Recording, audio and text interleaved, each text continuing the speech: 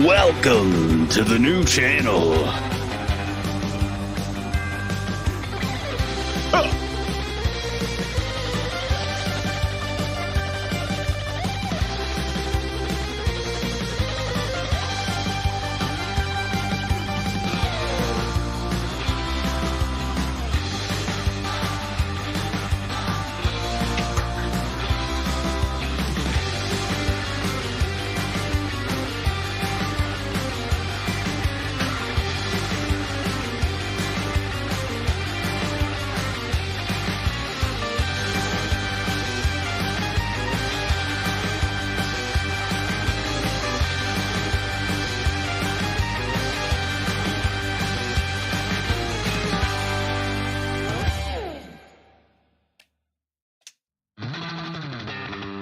Shout out to D Squared. We thought we lost him forever.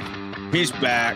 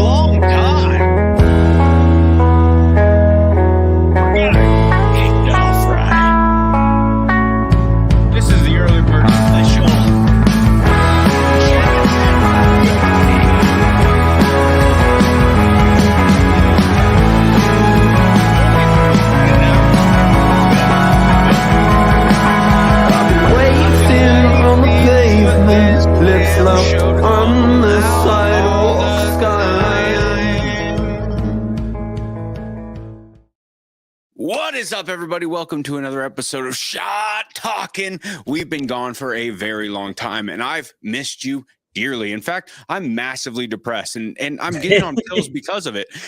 It's been horrible. You know what? The medication is, though? Just go live. Just get to be with the boys. Get to hang out with the people. I'm here with Jeb, one of my favorite people of all time. And yes, we're doing a tester episode on the new channel. We would love to hit 100 subs tonight if possible. But yeah, this is me and Jeb talking UFC because we have a banger card coming up. Banger card. A banger, dude. It's crazy. Pretty soon we'll have Clegane's back and we'll be talking actual shot talking episodes. So again, I apologize. I know you guys, I'm sure you're not waiting for us, but yes, I know we've kind of it feels like we've abandoned everybody. It feels like we've just been gone. We're coming back, and we're coming back in a really good way. This is the nice first tester episode. I'm really, I couldn't be more excited about it. In fact, Jeb had to kind of push me. He was like, "Hey, dude, let's do an episode for this. Let's do a thing. You want to do it on your channel? Sure, let's do it." So Oh, yeah. Jeb, tell us what's been going on with you, bud. Not much, man. Life's busy, but continuing to do content whenever possible. And I think we had a lot of fun with UFC Strike last year making content, and this year I feel like I just really want to take take this to the next level. We're just a little more consistent, talking UFC and UFC Strike, because it's something that we both like really really love. And I always have so much fun talking to you whenever we do these, that we got to do it more, got to get some more content out. Like you said, got to do some more IRL stuff. So I'm hyped. I'm hyped. We're starting off the year strong too, because this UFC 283 card is insane. It's wild. I have to quick mention something before we get too deep into this. D Squared, somebody who's been following us for a long time, somebody who's been an active member in the Milk Gang, and somebody just been a part of my life in a weird way online, is apparently going through kind of a rough time at the moment. I just want, like, there's only a few people in here, but if maybe somebody watches this past, W's in the chat, and just like send some love that guy's way. He might be going through something that might be very difficult. So, hey, D Squared, we appreciate you for even stopping by, let alone, chatting. So just everybody send as much love to that guy as you possibly can, and to his wife. I couldn't imagine how hard that could be. I'm really sorry to hear that, man. Really sorry to hear that. So I just want to start the show off with that too. But as for, yes, for this card, we couldn't ask for a better banger. And like this is going to be the best kickoff to the year. Not to mention, not only do we have that, we've got the news of the, I mean, the UFC just changed dramatically, right? Yeah, it really did. In the last like week or two, we've had some of the craziest UFC news I've ever heard. We've also had some really unfortunate stuff for Dana and his family, and for just honestly, UFC players, taking a big L across the board. I think a lot of fans took an L during that as well, don't you? I mean, a lot of people were like standing up for him, even when he wasn't standing up for himself in that situation. And I feel like it kind of is a bad look when you go down the history of like spousal abuse or things like that, and fighting sports. Also, the NFL is apparently very bad. Like it's something with like really top level sports and that domestic violence where they kind of somehow go hand in hand. It's kind of a pain, and it sucks. And just, I mean, with Dana being, the president of the UFC, you just have to be better. Like, that's pretty unexcusable. And insane. All it does is it gives people a like lane who, have something against UFC or think that the UFC is like too violent, to be like, see, this is what this leads to. Instead of, seeing it as a valid sport that a lot of people like use not only for like exercise and like building friendships and stuff, but like these are people's careers too that might be affected by what he did, and they depend on that to like make a living and to take care of their families. So yeah, I seen that definitely was pretty jarring, especially because it kind of, it seemed like they kind of released it strategically, like when the DeMar Hamlin stuff happened. By the way, I hope he's continuing to recover from his heart attack, but and doing well. But they seem to kind of use that to mask it so it wouldn't blow up, and that also kind of rubbed me the wrong way. It seemed like a pretty scummy thing to do. No, I agree. I think it was, well, a scummy is like lightly putting it. I think that they worked that system. Nobody has ever gotten to have the interview as the dirt got dropped on them. I mean, let's be honest. Like Ariel Helwani got a 10-7 on them again on Dana this time, because I don't even think he meant to, but it sucks. The only thing that I do appreciate is Dana's completely like, yeah, dude, what am I supposed to do? You want me to take off? Like, you want me to not work? Okay. What does that hurt me at all? Like, how does that actually affect me at all? And I actually believe it doesn't. I believe it hurts the sport if he takes off. And that's what sucks. You know what should hurt?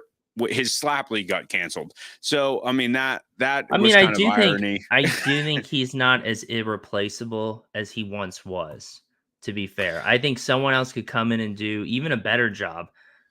Just because, I'm scared. He's getting old. I'm not gonna lie, I'm scared too, but it's gonna have to happen. It's gonna have to happen eventually. I think Dana, to Kyle's point, Dana's an idiot, and there's only gonna be other stuff he does that affects UFC. And I think at some point they need to step in and be like, all right, time to turn the page here. It's going to be a growing pain they got to face. Why not hire someone young and someone who loves the sport and can innovate in new ways to continue to grow it? So, MTG Haas over here was listening to our show while getting dubs on Fortnite. First of all, respect. Bro, MTG Haas, Vince Corwin. Again, remember, you guys are here early. There's a couple of you guys who are here early. We will be doing the regular show as well, but we have a lot of big plans. Well, I think Seth is gone. Hopefully we're still live, but I'll keep going until he gets back. Kyle, I can't bring up your comment. I got completely rugged. Here I am. There you are. What happened? When did I get cut out? We have a lot of big plans for the channel. We're going to go back to the regular programming, but we're also looking to include more people's programming. So real quick, before we get even deeper into that, I know, sorry, Jeb, I keep talking about the channel. You're good. But people haven't heard from us in a really long time. And so the plan is that this channel is going to be open source for anyone who wants to create content. We want to have we want anybody who wants to make something. If you have a passion about UFC Strike, about anything, any Web3 sports or anything like that, and it jives with our vibe, if like it's a positive message and you just want to make content, we're trying to put out content and do a split share of the channel's revenue. So the whole idea is to create a channel where instead of having to go to everybody else's channel, you can come to one place. We'll have content every single day, but it's made by anybody who wants to make it. And so people could have regular podcasts on this channel. We'll do our regular show as well, but we would just like to include other people's. Hopefully me and Jeb will be doing UFC talks. There'll just be more and more content coming out. And then we can split share it. And the more people who come to it and watch it, the larger the channel grows, the more we grow our revenue, and the more that is evenly divided amongst everybody. So that is our goal, to really bring a Web3 like decentralized platform for this type of thing. So that's kind of like our plan. Cool. Yeah. But it's taken us a while. We've had to take a big break. Clegane has literally been on 48 vacations. I mean, who knows where he's at today? I do not know if that man ever works. Bro, it's insane. He worked nonstop, and now he's been on vacation for 8 months. I don't know. It's just weird. Love him, miss him. Haven't talked to him in forever. Can't wait to get back to a normal schedule. But until then, we're going to get down into the nitty gritty of this UFC stuff right now. And all right, so I feel like we have to talk about it a little bit. I don't want to get kicked out again somehow, but I feel like we have to talk about Francis Ngannou being gone. We have to address that real quick before we get into the card. Gone forever, maybe. Gone for now. For now. Hopefully it's just for now. And also Cyril gone, and John Jones also calling him Cyril Gain. Is that like a joke? Is he trolling? Because I was like, is John Jones coming back instantly trolling? He's getting his mojo back. Did you hear him talking on those interviews? He's like, oh, I can't wait to fight. I really respect Cyril Gain. He kept calling him Gain. I was like, he's joking, right? He's got to be joking. There's no way that he doesn't know it's pronounced gone. I mean, it's John Jones. That's what he's always. He's someone who talks loud and backs it up. He's got that swagger about him. I mean, that's why people became such a fan of him, because it wasn't like just that he was an absolute killer, but on top of that, he had the personality to go along with it. So, I mean, I was never the biggest John Jones fan, and I couldn't be possibly more excited for him to come back. I think it's just good for the sport. I think he's going to bring a level of, a level of trash talk and a level of entertainment maybe that we haven't seen since like, Connor was like really at the top of the food chain, and like every clip of Connor was going super viral. I don't know if John Jones gets to that level where he like becomes this like bigger figure than the sport almost, and people who don't even care about UFC are tuning in to watch his fights. But I think it's going to shake things up. It's going to make this year more exciting just because it's something new. And I think there's a lot of the sport has evolved a lot since he left. So there's part of me that thinks he's going to come back and like have a reality check, or he could come back and dominate. But either way, I think it's going to be really, really cool with all these just younger fighters that are just itching to like get to fight him and get to make their name, considering a lot of them probably watched him when they were younger. I mean, he's arguably the GOAT. It's honestly the return of the return of the Mac for sure. He's never fought at heavyweight, and he's been gone for like 3 years now, right? I think it's 3 full years, maybe a little bit longer. It feels like longer. It feels like longer. It feels like way longer. I think it might be 3. It might be 3. Maybe I'm off. Maybe it's longer, but I think it's 3 years. Yeah, you're probably right. But dude, is it longer? I don't know. It's got to be longer. Diddley's in here. Diddley, get up in here. Also, what up, Diddley? Missed you, bud. But anyways, so he's also never fought at heavyweight, and he's coming in right off the bat to fight Ciryl Gane. And guess who my money's on? John Jones. Dude, I like there's gonna be ring rust. It might not. I'm like, part of me is like worried that he will just not look that good. You're right. The game has changed a lot. People are better. It's evolved so much. So I think it would be detrimental for the sport almost. Maybe not. Maybe I'm looking at that the wrong way. But if John Jones comes back in his return, he gets clapped, just like worked by Ciryl Gane, who got out wrestled by Francis Ngannou, who couldn't wrestle with a bum knee. So then people will be super depressed, right? Say John Jones is a great wrestler. And John Jones is a great striker, and he's got long arms, and he's dynamic. Ciryl Gane is a great all-around game. He's got not a great wrestler, but he's got this amazing striking. He's got this really cool flow and style. What happens if John Jones just gets worked, dude? Just absolutely demolished. So then we're going to go, we lost the greatest. Then we're going to call Francis the greatest heavyweight of all time, which people are already saying that for some reason. And I don't know. This has got more hype behind it. It almost, they had to drop this news when they were at the same time they were saying Francis is gone. They had to be like, well, John Jones is back though. Because to your point, like there's a lot of people who think Francis is the greatest ever. So if you're saying someone that's in that GOAT combo is going out, you kind of need that opposite force of good news for people to be like not completely bummed. Dude, I don't know. So I looked it up. John Jones' last fight was in 2020. So you're right. It was like 3 years ago. For some reason, it seems way longer to me than that. But I don't know. Like, I think there's good.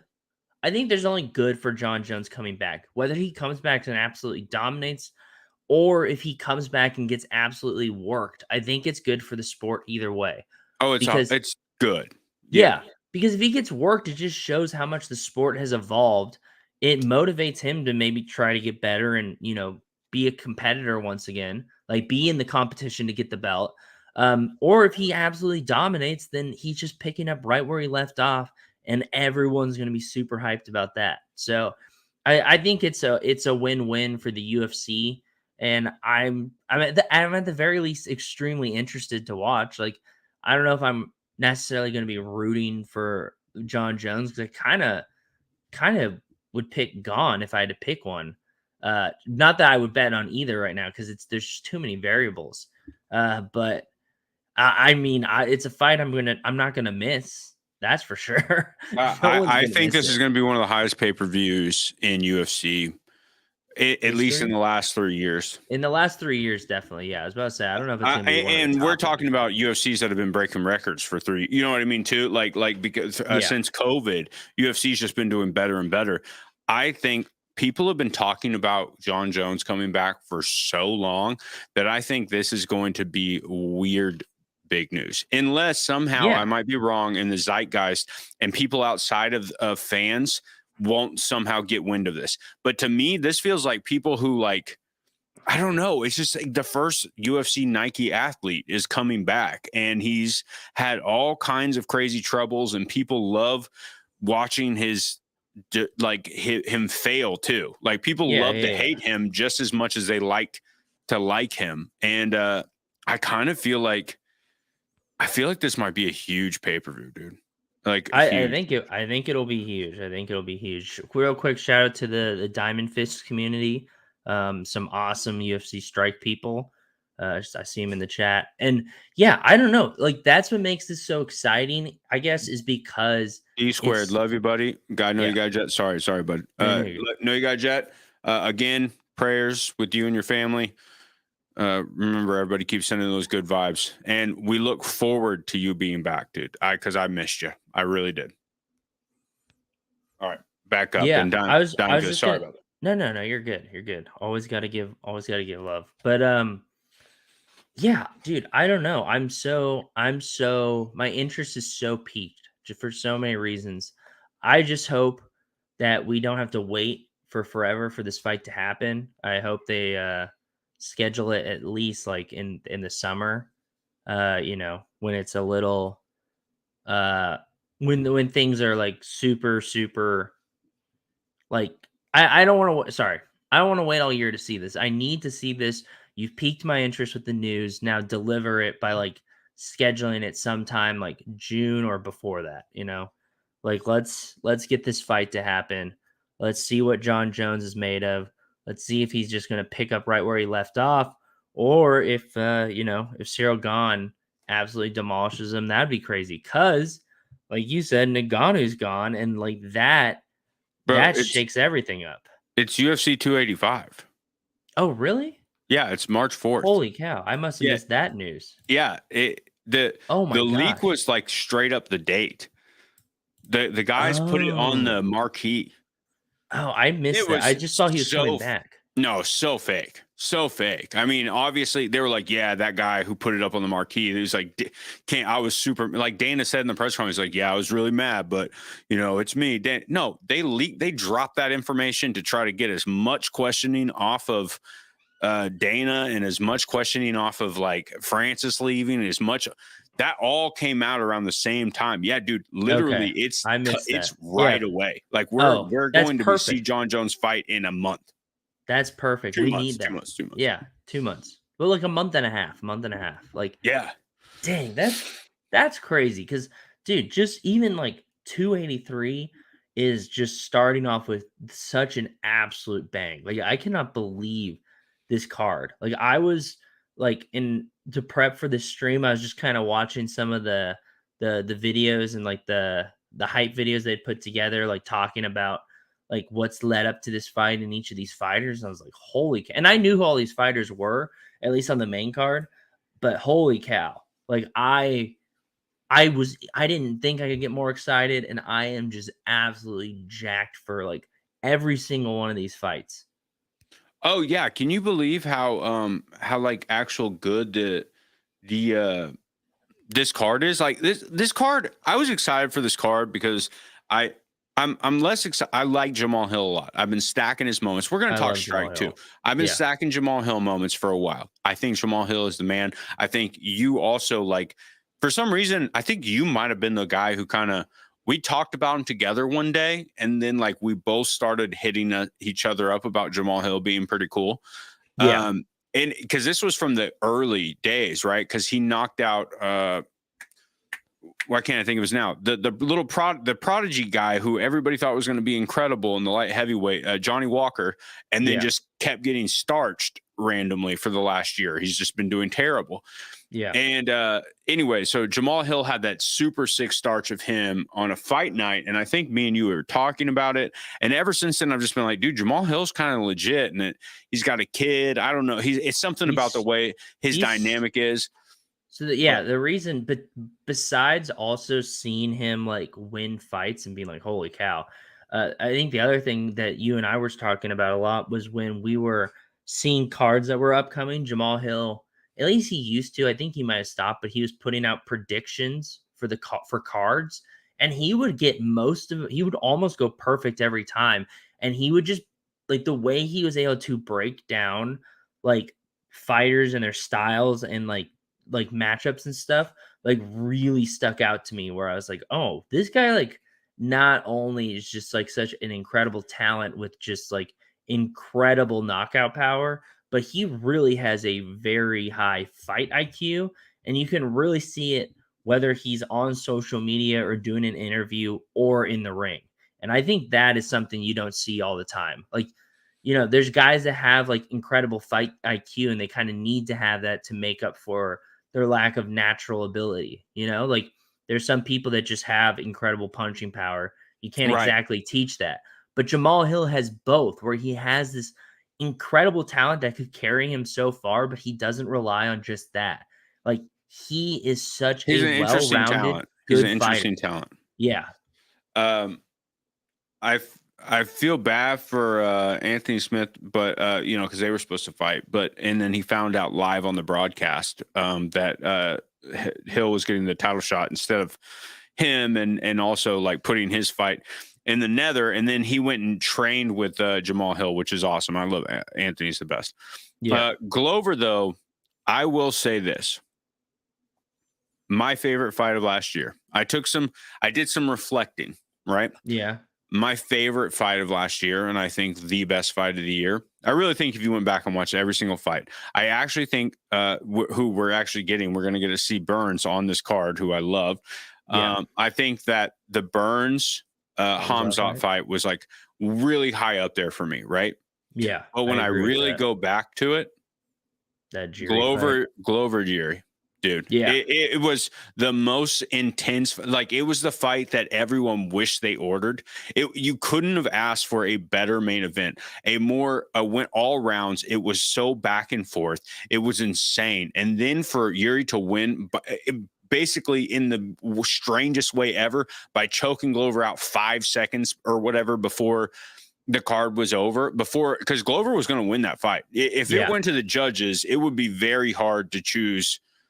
I think Glover was actually going to win it, right? I think so too, just partly because, like even if there's a tie, you probably give him the slight advantage because he's a former champion. Like just like the politics of it all. He's also 40-something. Look at his record, dude. It's insane. 33-8. He's 42 or 43. Yeah. That's what's insane to me is like he's the oldest light heavyweight champ of all time, I think.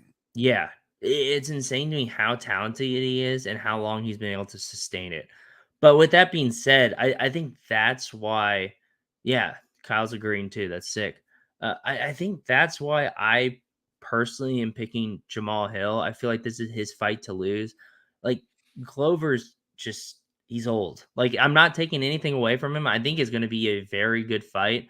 But I think Jamal Hill just has speed and power. I think it's going to be a super interesting fight. Like what I just think you can't count this old dog out 100%. Because I thought he was going to get worked by Jiri, dude. Yuri's, I think, one of the best light heavyweights there is.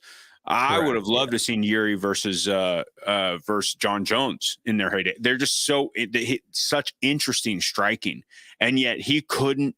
He was getting hit by Glover, who is not even known for striking. You know what I mean? Like there's something about Glover that I don't want to count him out, but I'm with you. I'm kind of like, I think it would be cool if Jamal Hill took the title. I think Glover had essentially, to me, I feel like Glover's kind of been the champ for a little bit. I don't know why. It's like once you stop, that fight just felt weird. Like Jiri was a champ, but then it kind of felt like Glover was still kind of the champ too. Like it just felt like he was I don't know. It's hard to explain. He didn't get washed. Like yeah, he usually, just kind of felt like an incredible fight that he instantly had to get a rematch for because it was such a honestly just wasn't so close. Yeah, it was so close. Well, yeah, and I think that's what makes this fight interesting and what would have made the rematch so interesting. And I think that's why, like, as much as we were excited about that Jiri Teixeira rematch, I think that's why this co-main event with God of War and Moreno fighting for the fourth time. Figueiredo and Moreno, yeah, number 4. First time in UFC history. First time UFC history. 2 guys have fought 4 times. Wild. And I think I've seen every single one of these like live. We just watched Brandon Moreno beat Kai Kara-France, who is a UFC Strike favorite. Everybody in UFC Strike loves KKF. I thought Moreno was going to lose that fight. I was very impressed. Is there a Moreno moment? Yes, there's a champion moment. It's a champion moment, right? There's a fandom one too.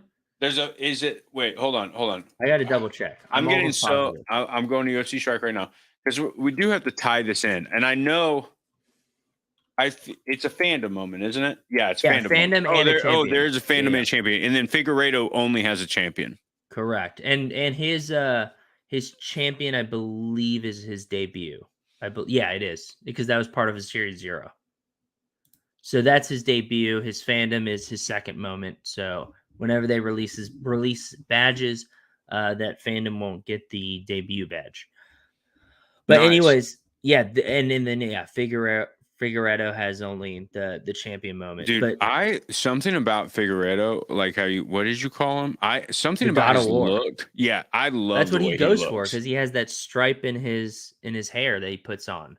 He is such a just talented, ferocious fighter. He's also he's being trained with Triple C. Like in his last fight, he was training with Triple C, and that was kind of when Triple C came back. He lost or when he took the belt, he was training with Triple C, and now Brandon Moreno is trying to get the belt back. And Triple C, that's kind of where he started popping off again during those. What are they called? They're not called later or whatever.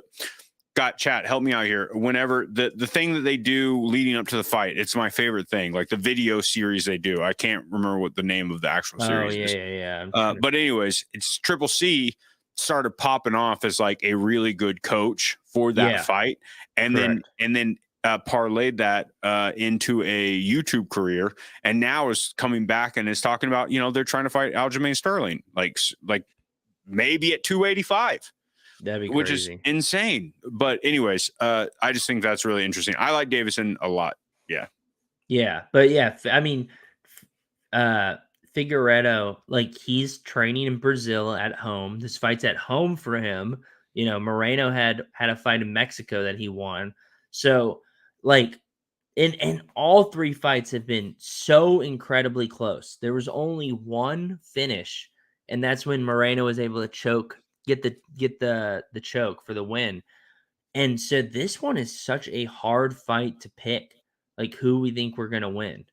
Bro, this is a super hard honestly fight. Go back and forth. And I was thinking about this a lot today, and I think you have to pick Figueiredo to win this just because he's at home.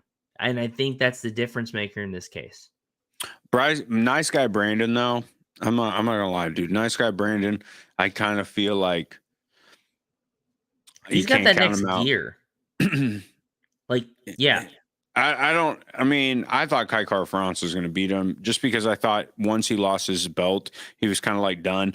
I don't know. Brandon Moreno is just like this weird freak of nature who just keeps going and he doesn't look Davison looks like he will win every fight ever. Yes. He looks like a killer. Brandon does not. So I think that's a rough. I also like what Kyle says down here. I'm excited for Volka Islam most. Dude, you know what? This card is so good. And then we got that John Jones news, and we got the news from about Francis leaving, and then Jake signing with the PFL. Yeah, Jake Paul signs with the PFL. I forgot this fight was happening in no time. Like Yeah. what? Like this is a fight in February. Isn't that insane that we're starting this year off with this co-main event, which is bonkers. This card in general is bonkers, the main card. Then we have Volk Yeah. Islam, which is like possibly going to be one of the greatest fights of all time. Like it has that hype behind it. And then after that, John Jones return. That's just bonkers, dude. Oh, it's insane. And I did just hear that Patty is out, probably out. He's going to have surgery. Oof. So Patty is probably out for UFC London because we also have the rematch, or it's not the rematch. So who is Leon Edwards actually going to fight? It is the rematch. It's Usman versus Edwards. I thought it was scrapped because of a hand surgery. I'm looking at the card right now, and that's what it says. It's official. It's official. Okay. Yeah. Because I thought that they were scrapping it because of the hand surgery. But okay. So then we move down a little bit. We'll talk more about those fights too. Because I do want to get to how this relates to UFC Strike. And I know not necessarily you guys are here to hang out with us who are still here live, and I appreciate you all so much. You guys are ride or dies. If you came after we've been gone this long and on a different platform, and you talking UFC, so thank you so much. But I do want to be able to clip out some like how this pertains to Strike and make sure that people understand, like we do talk about that as well. But then Gilbert Burns, Neil Magny, dude, Gilbert Burns, first of all, the only challenge I haven't completed, and it's annoying. Like I get mad about it on random days. It's so frustrating because he's one of my favorite fighters. He's talking about his way back to getting a title shot. He thinks if he beats Neil Magny, which I agree, he deserves. He's had nothing but great fights with everybody. I want Gilbert Burns to win this fight so bad. No one wants to go through him on the way to try and get a title shot either. He's like That's how good he is. Legit top 5 gatekeeper. He's like the Grim Reaper of the top 5. I think the dude I think he's way better than what he's kind of like sitting at right now. But I also think that a lot of people respect him. But if you were new to the sport, you wouldn't look at his record and be like, oh, he's so good. You just have to understand that I think everybody has a very high respect for Gilbert Burns. Yeah, and I think if you watch his fights, you'll quickly see why. And then, I mean, he's facing Magny, who has the most wins for any welterweight in UFC history. Yeah, Neil Magny is kind of a badass. Yeah. Really, really hard. It's not going to be easy. And then, so that's going to be a super fun fight. That's not even the co-main. And that's a fight that that probably makes sense sitting at about the third, but Gilbert Burns is, I think, becoming a big name. Then you've got Lauren Murphy and Jessica Andrade, which going to be a fun fight. They've both of them badass. I mean, I feel like there's a problem with the women's division is that they have to fight each other too much. It's not very deep. I thought there's not enough women fighters and like especially female fighters that have a name. Both Correct. Lauren Murphy and Jessica Andrade have names, but they haven't hit that superstar status yet. And I think we're losing some superstars. Like I think some of our female fighters that are kind of huge have been doing like people just, I don't know. It seems like less. Does it feel like they're? I think it partly ebbs and flows.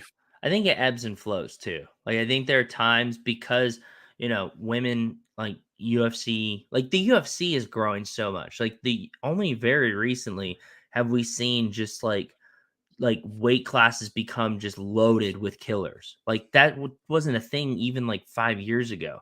So I do think we'll hopefully continue to see growth in the women's UFC. But I do agree with you that like the pool is somewhat limited. So especially if you're like a competent, good fighter in that top 5, we're kind of seeing the same matchups, which is just kind of a bummer. Like we're just looking for big stars too. Like, Correct, I mean, we just lost. I honestly think that we're losing Rose. I think Rose is on her way out. She just lost that Brazilian Jiu-Jitsu match, that grappling match.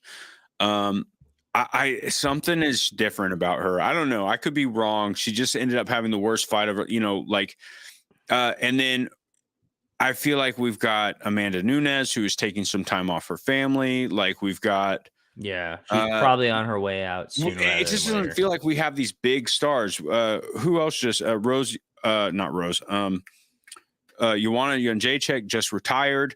I feel like there's a lot of our superstar women either like went out in a bad way or just or went out on top, but they're kind of out. And now we're looking for new women to kind of fill those spots.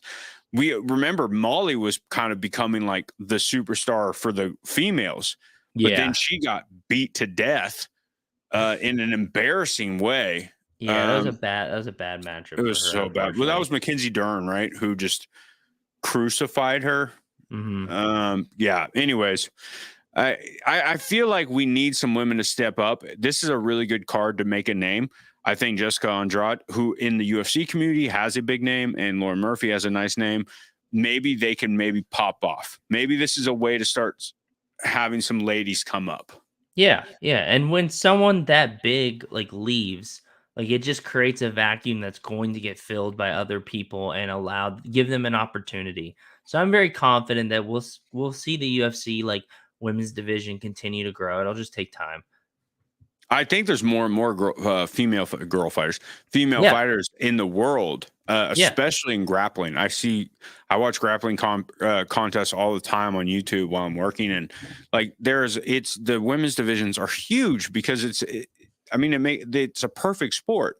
I want to get my daughter into it, but but I just, for some reason in the UFC, we have this, like you said, this vacuum where something needs to get filled by females. I think we're kind of have a power problem there. But then we got opening night, open the card. We've got Paul Craig and Johnny Walker, who was this good fight too. Bro, dude. Johnny Walker, though, is who we talked about earlier with Jamal Hill. We watched him get starched. I mean, stiff ironed. One of the cleanest knockouts I've ever seen. And he was supposed to be the best. Like, he was supposed to be that dude. He was like, I'm that guy. Like, and Paul Craig, who is the last time we saw him fight, and every time we see him fight, he just drops down and pulls guard instantly. Yeah, it's he just the drops on weirdest his thing back ever. and just waits. He's like a turtle that's just like, I love Paul Craig, though, and I love the way he fights, but it's just so funny. And it definitely, when we look at the judging that's happened lately, it does not lend yourself to a good call ever. Not at all. Because you're not doing anything, dude. You're literally you drop. He's trying to do jujitsu only in a UFC fight. Yeah, 100%. Who do you think wins that one, though?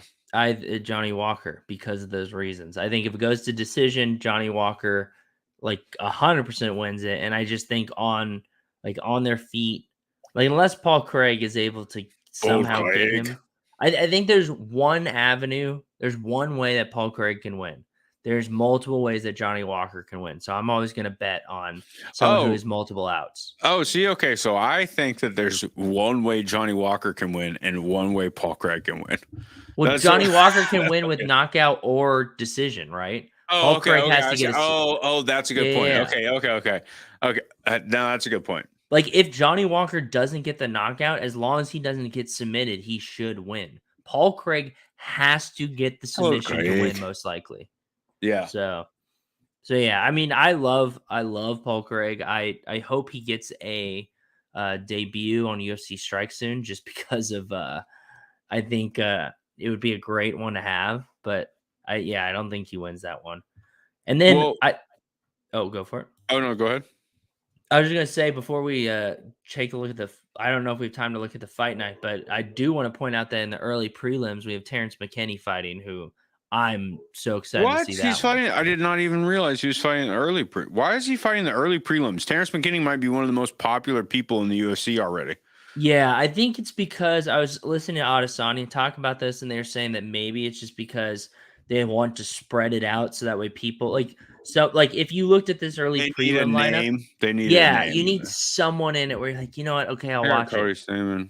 Yeah, and McKinney stands out so much. I mean, Dalby's in here again, which he beat McKinney the last time they faced. So Like there's some other there's not a bunch of nobodies in here, but he like you said, he's the biggest name in here. So maybe they just put him there to get him It's more exposure with the fans and also bro, draw the hardcores to watch the prelims, bro. early prelims. Is this Mauricio Shogun Rua? Yeah, okay. His final fight, retirement. His final fight, and it's on the prelim. Crazy. Yeah. You got RoboCop, Gregory Rodriguez. Yeah. You've got Thiago Moses. I don't know canceled. Oh, this fight's canceled? Oh no. Sorry, I didn't see it. I was looking at the one below. Oh wait. Oh, yeah. They got a new fighter. Which I was gonna say. I don't know who Melik. I don't know how to say that, guys. I'm sorry. I'm not gonna even try. Well, I'm gonna try. Hold on. Ready? Let's all try. Merquezel Costa. Does that sound right? That sounds pretty good, right? Yeah. I think Merquezel. Wait, how many fights did they make for him? I think just that one that fell through. Well, they have Brett. They have RoboCop again. His also Brad. Okay. So yeah, so Brad and so two different fights got remade. Yeah, which I think is cool. They didn't just straight up cancel them. That's cool that they're able to fill them. Yeah, RoboCop I think actually has a nice little future. Let's talk real quick about what we did just have, which was Dan Ige. Everybody likes some Dan Ige because we have a moment in UFC Strike. Sean Strickland is about to get his debut moment because he beat Momov. He needed that win. He took that win on super short notice. He's coming off of 2 losses, both very frustrating, especially the Jared Cannonier one. The knockout to the champ was whatever. He got knocked out by the champ. But the Cannonier one was frustrating and annoying. I think this was a somewhat boring fight. It was okay, but I did think he won, and I'm glad that he got the decision. Then we got, let's see. Oh, Roman Kopylov, dude. Roman Kopylov looked awesome. That dude was the man. Raquel Pennington looked good. Umar looked really, really good. And I'm just excited that we're getting our debut Sean Strickland moment, because I think Sean Strickland does say something about the division and is going to be, I don't know, it's going to be like a good fight. Also, the division, this is still, they're fighting like light heavyweight, which he's not a light heavyweight, but I don't know. What do you think about that fight? What do you think about Sean Strickland taking that fight short notice? I mean, I think it's good. I don't know. I'm not the biggest Strickland fan. I thought I was like, he needed the win, like you were saying, but I don't know. He's got to keep it moving. Like, this is like he's building some momentum, which is good, but he's got to show out his next one too. Yeah. Oh, yeah. No. He's got to come back in a big way, but hopefully that gets him paid throughout through the gap. And then he comes back. But anyways, I'm excited to have his first moment. And you got his moment? Did you finish the challenge? Sir. Yeah. Nice. Yeah. I'm excited. It's a challenger instead of a fandom moment too. Just maybe it's the bad taste in my mouth from Top Shot, where like, some of the fandoms have like thousands and thousands and thousands, but I always think it's cooler when the reward is a challenger moment as opposed to a fandom. I think it's really cool when it's a challenger moment. Yeah. Now, let's talk a little Strike, right? Yeah. We got moments coming up. We got other fights coming up. And let's talk about, like, all right, what should you be preparing for? What should you be picking up if you don't have it already? Yeah. Well, real quick let's cover 283 super, super quick. This should be quick, but let's point out the moments that are in there. Right. Because, I mean, Teixeira has a challenger moment that we just got as a reward. Hill has a challenger moment. So I would imagine those two are required. Gilbert Burns has a challenger moment. Johnny Walker has a challenger moment. So they're definitely, and then Moreno has a fandom moment, like we said. So there's I definitely think there's going to be a challenge either announced today or tomorrow or Thursday. And I do think, because like usually with these UFC events, as opposed to fight nights, the challenges are a little more like they require a little more elite of moments as opposed to like a bunch of contenders and one challenger. I do think Oh they're yeah, I forgot. This is the actual. Sorry to cut you off. This is the go for it. actual knockout Johnny Walker. of Johnny Walker. I forgot they made it a moment. Yeah. Perfect. Okay, so he's not getting a rare. That was the why, dude. I still look at it and I go, that's not real. That he like. It looks almost like a cartoon. It is the craziest knockout. It's like and then he goes, whoa. Yeah. And it is so insane. Yeah. Like you said, one of the cleanest. It's ever. just so wild. He like literally lights out buttoned him. I'm sorry, I didn't mean to cut you off. No, you're good. I forgot that was his rare moment.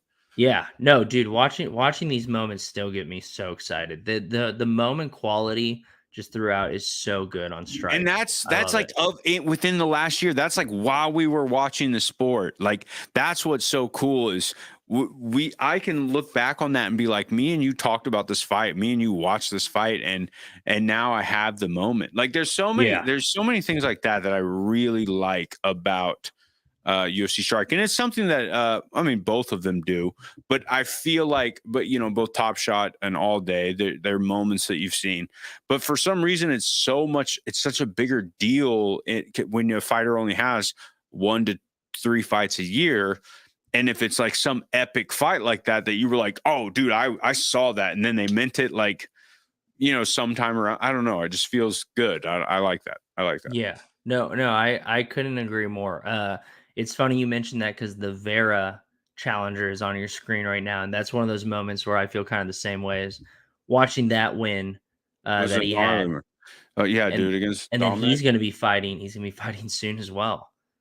He's right around the corner. They're screwing this up. This might be one of the toughest divisions in the UFC, by the way. I think. And why are they not just giving this fight to Sean? Like, why are they not doing Cheeto Sean? I don't understand. I don't know. I mean, part of me thinks that they want, like, Sean's a big name for them, and they don't want to, because I think Vera has a chance of beating Sean. I'm not saying he would. Yeah, he already has beat him once. I think he definitely does. But I don't think there's anything wrong with that. I think sometimes it makes me upset when people are like, "Oh, okay, so you lose to the best in the, like, you guys are both the best." Like, yeah. Sean beat Peter Yan, but also nobody thought that Sean actually won that. I still think that fight, if you went back and watched 500 times, isn't always going to Peter Yan. Like, no, I agree, but I do think, in order to, like, even though I'm fine with them giving Sean the victory, I do think in order to, like, actually, like, beat someone, it has to be, like, pretty definitive. Like, I think it's fine that they gave Sean the win, but to say that Sean, like, beat Peter Yan is, like, a weird statement. Does that make sense? Yeah. Yeah. So, I mean, I don't know. I feel like they're trying, maybe it's just me reading into it too much, because sometimes I feel like the UFC does try to protect fighters, because they're like, look, like, Sean's on this run. It's good for the sport if it doesn't get cut short by Vera, who is not nearly as big of a name as Sean, type of deal. So I don't know. I think, I mean, regardless, I'm excited to see Vera fight. And at some point their paths are going to cross, and that's going to be a crazy fight. They could be setting up for it to be like an actual, like, pay-per-view, full on. Like, I would think so. A headline. I mean, honestly, they could be a title fight. It sucks because when is Aljamain actually going to fight? So, like, I've heard that they're talking about trying to fight by 285. Then I also heard about Aljamain saying that he's okay. He's also okay if there's an interim belt. Like, he's just, like, seems totally not, like, he doesn't care. It's weird. Don't you think if you were the champ, you'd probably be like, nah, I don't really want there to be an interim belt? I kind of get the idea of being okay with it. And if you, like, are that confident in your ability, you're like, oh, I could go take it. And it makes it a more, like, maybe you're able to make a little more money because people want to see that fight a little more. Like, I don't know. Double champion fight. Yeah. I don't know. Like the Moreno God of War fight we're gonna watch this week, which also is not even a headlining fight. Like, like, But I mean, that's a perfect example of an interim belt versus a real belt. It is. And It is. it makes that fight just even a little juicier.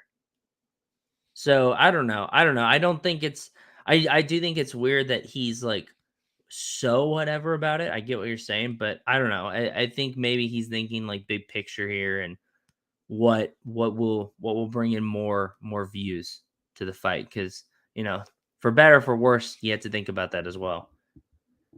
Yeah, that's true. Wow, this Ilia Topuria moment is $63. Oh, geez. Talk about somebody who won it like the last fight. God, I don't know. I've been watching. I watched my boy's interview with Brett Okamoto. There's a lot. I don't know. The fight that was rough. Ilia beat him pretty bad.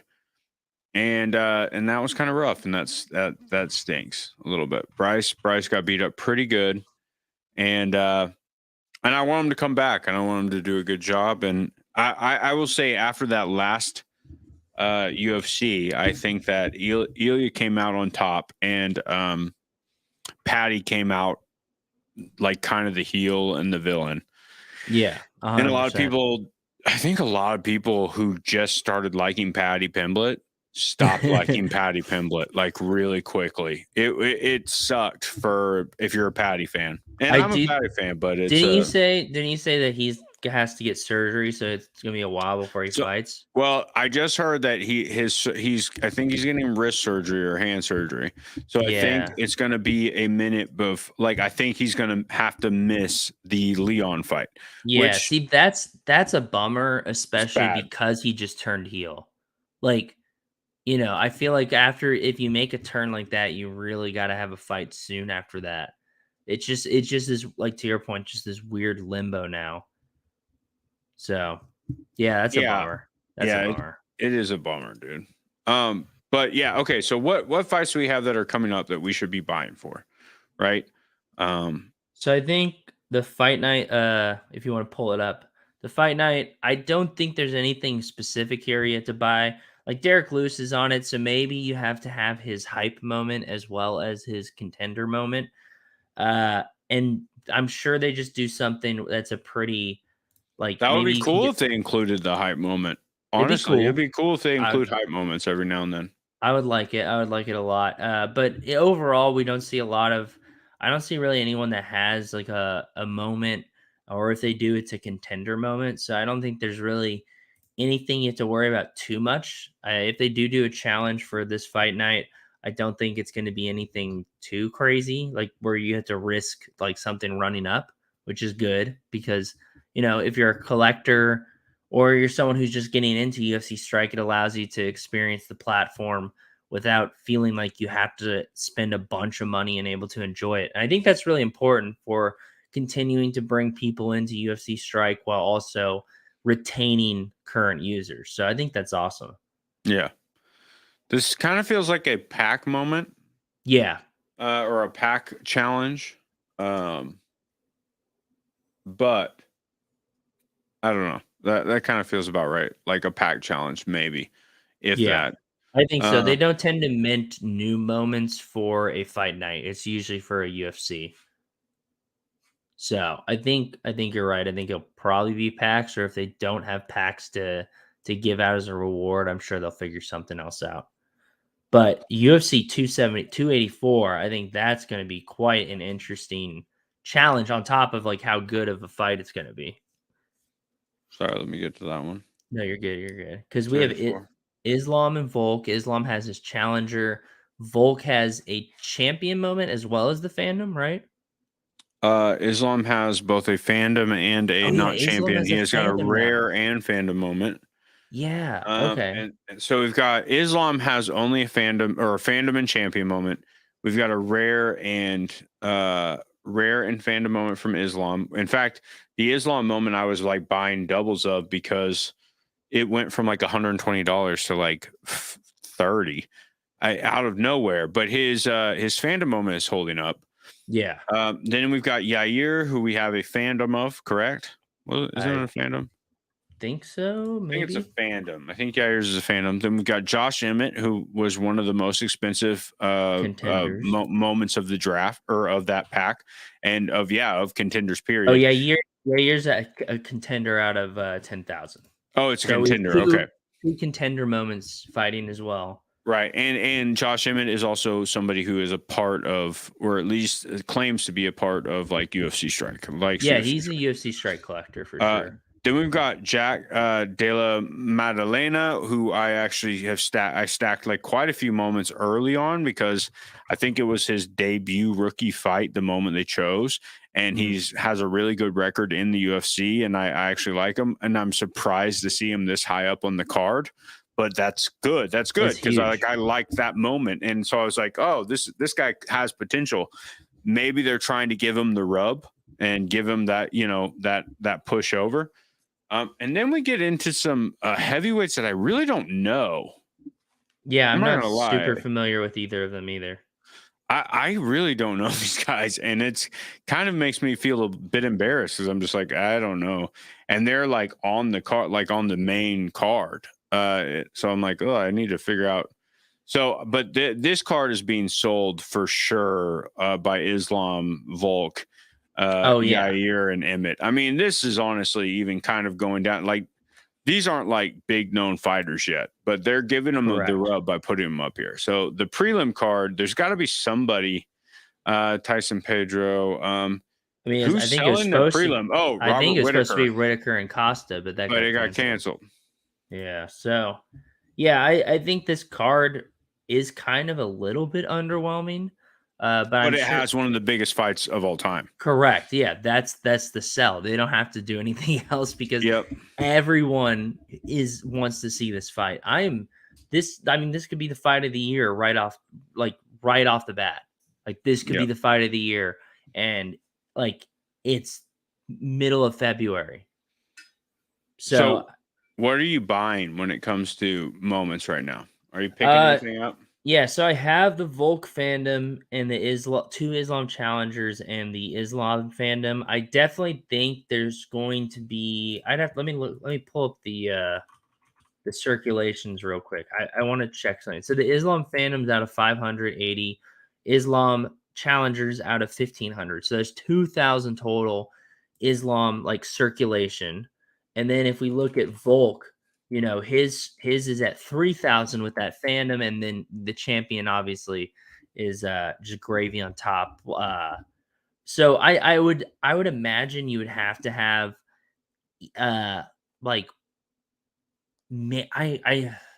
they might do something where like if one guy wins, you collect some stuff. If another guy wins, you collect something else. I think it would be cool if they like, you know, they don't. I like about UFC Strike is they don't commit to a specific moment, like for a future fight, and where they kind of put themselves in a bad situation if the fight's not super exciting and doesn't have a moment worthy highlight. But I think what they'll probably do is they'll probably do an exclusive, maybe fandom, maybe challenger moment of the best fight of this card, and they'll allow people to vote on it. And they're banking on the fact that the Islam Volk fight is what's going to have that moment that everyone wants. And if that's the case, I think they're going to require you to have the Volk, the Islam, maybe one of the two Islams or maybe both. That's where the bottleneck's going to be, though, for sure, is with one or both of the Islams. I currently have both. And, you know, if you were a collector and had Islam, you got that second Islam as a reward. So it kind of makes sense in this sense that it's rewarding people who held, which I always like. And UFC Strike seems to do a pretty good job about that. Yeah. We're also, I did want to bring this up, and this comes from Business Jeremy on YouTube, shout out, and on Twitter, and also from Zuck. Is his name Zuck, the big UFC Strike analytics guy? He's done some interesting things on Twitter. Go check them out. Rebel Resellers talked about this a little bit. We're looking to have a pretty. We're looking to have a pretty. I was surprised he wasn't in here.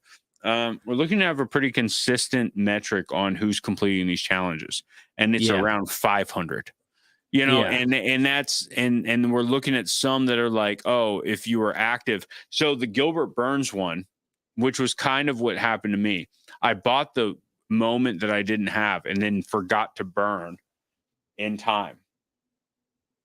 And because there's a lot of people who, yeah, so there's 398. So that means there's 398 people who actively went out and like did the burning for it. You know what I mean? Like that you had to be active on the site.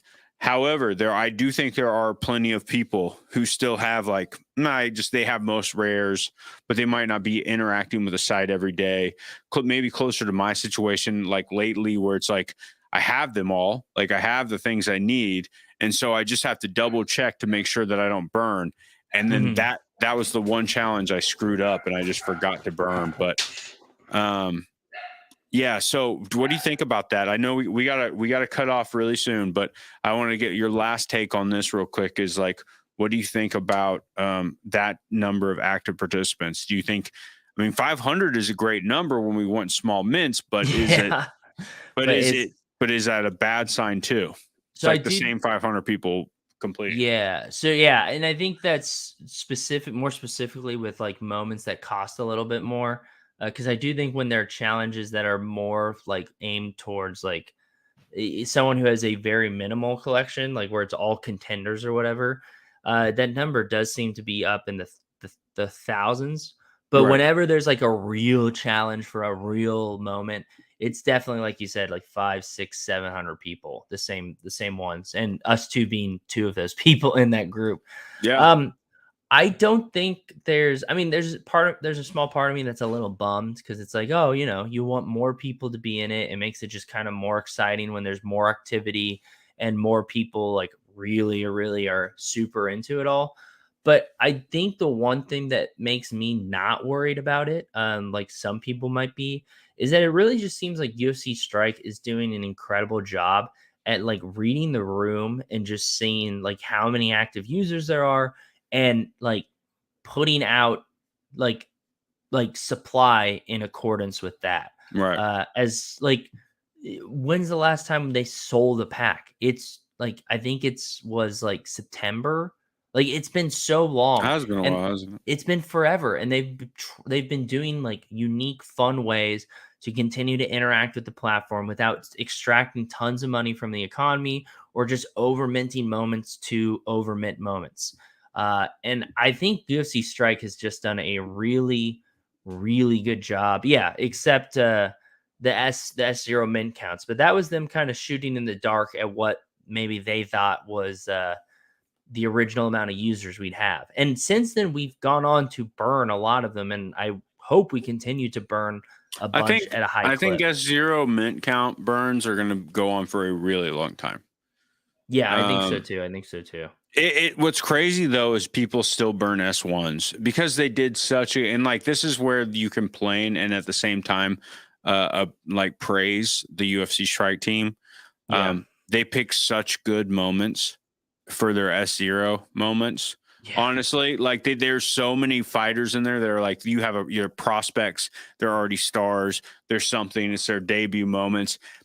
I just wish that they wouldn't have come out at 24K. Yeah, of course, everybody basically kind of like feel they overshot the mark. Yeah. But it's still funny that nobody wants to burn those moments compared to, because they chose better fighters in most cases. It's just wild that you'd rather burn S1s. Yeah, like no one's going to just burn a Francis Ngannou just to burn one, even though his mint count's way, way higher than like some random S1 guy. At least double what any of the other S1s are.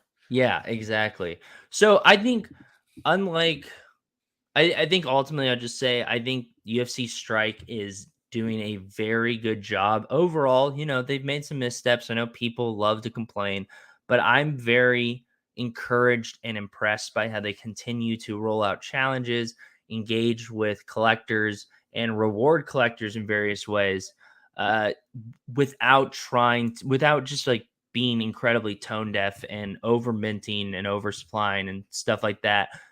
Similar to what like Top Shot has continued to do, where they're turning on the moment printer for better or for worse, You know, I'm not here to tell them it's the wrong thing to do. They have their own economic model and all that, but UFC Strike, I'm having so much fun with it. Maybe I'm not making any money, but I don't care. Like I don't care about like I didn't get into UFC Strike because I was like, oh, I want to make money. I like love the UFC. But it's nice to be able to collect and enjoy the product without having to worry about losing tons of value. Oh, that's a great point. You might, Yeah. yeah. So maybe you're not making tons of money. Maybe it's not for those people who are just trying to get rolling the dough. Yeah, unless you pop something that's really nice. And then it's like more realistic. Like you open a champion moment, you're not getting 30K, but you can get like, $1,000 out of that moment. That's a great like return.